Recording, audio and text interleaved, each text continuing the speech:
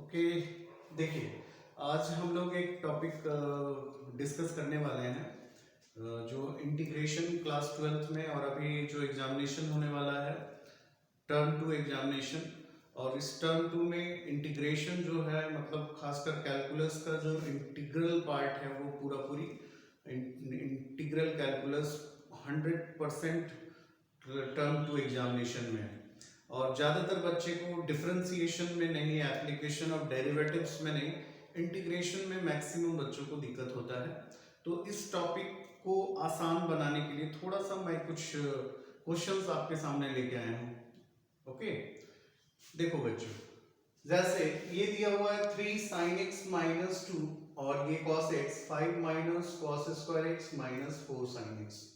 इस प्रॉब्लम को देखने के बाद हम लोगों को क्या समझ में आ रहा है कि इसमें क्या किया जा सकता है। जैसे सबसे पहले हम लोग कोई भी इंटीग्रेशन का प्रॉब्लम रहता है तो हम लोग सबसे पहले एक पहल जरूर करते हैं सब्स्टिट्यूशन का, है ना। तो सब्स्टिट्यूशन एक सबसे पावरफुल मतलब वीपन बोल सकते हैं जो इंटीग्रेशन में जो हमेशा हम लोग यूज करते हैं। तो जैसे यहाँ पर हम लोग सब्स्टिट्यूशन यदि हम लोग लगाएं तो जैसे मान लेते हैं यहाँ पर साइन और कॉस दो ही फंक्शन है। तो यदि हम लोग या तो साइन को टी माने या तो कॉस को टी माने, तो जैसे हम लोग साइन को टी मानेंगे तो cos x dx आ सकता है, लेकिन यदि कॉस को टी मानेंगे तो sin x dx नहीं आएगा। तो इससे एक चीज तो क्लियर है कि किसको टी मानना है, मतलब किसको सब्स्टिट्यूट करना है। तो लेट सबसे पहले हम लोग इसमें करते हैं कि sin x को टी मान लें, है ना।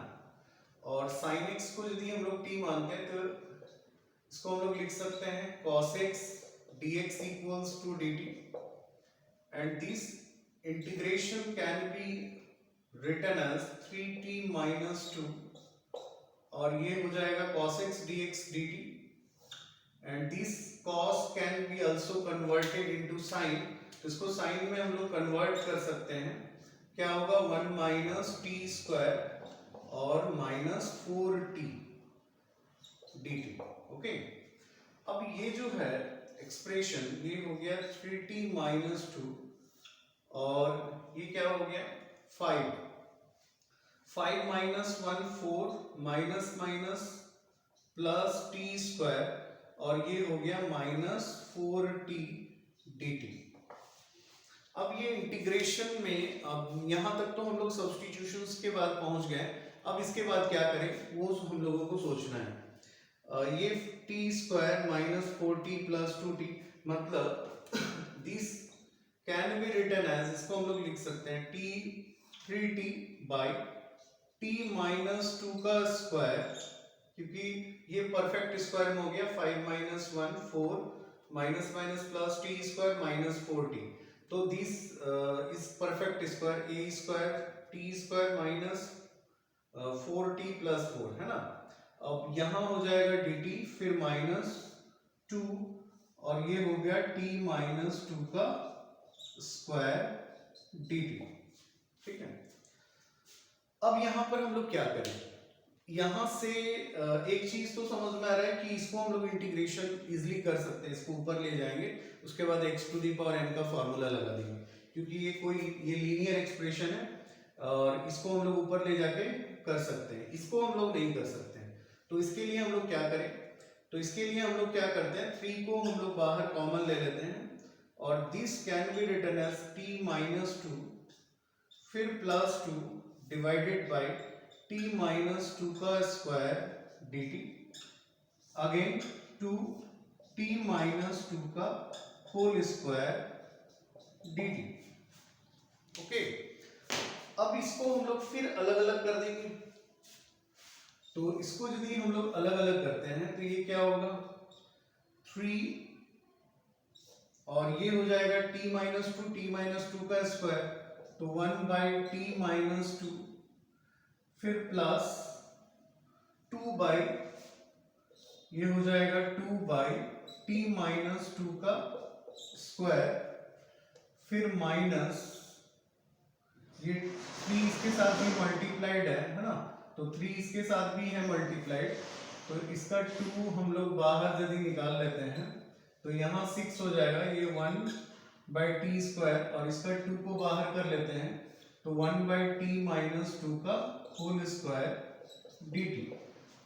ओके, तो ये जो एक्सप्रेशन है यहाँ पर हम लोग क्या देख रहे थे कि ये 3 यहाँ बाहर हम लोग निकाले t-2 + 2 किए, तो ये जो 3 है ये दोनों के साथ मल्टीप्लाइड है, तो जब इसको हम लोग अलग अलग करेंगे तो इसके साथ भी आएगा और इसके साथ, तो इसके साथ आया तो 6 हो गया और इसके साथ आया तो ये डायरेक्ट हो गया 3 बाहर और ये दोनों में से एक t-2 कट गया। ओके, अब यहाँ हमने देख रहे हैं कि ये जो एक्सप्रेशन है ये है और ये दोनों लगभग मतलब सेम ही है, ये 6 है यहाँ 2 है, तो 6 - 2 क्या करता है 4 हो जाएगा, तो ये होगा 3 1/t-2 dt।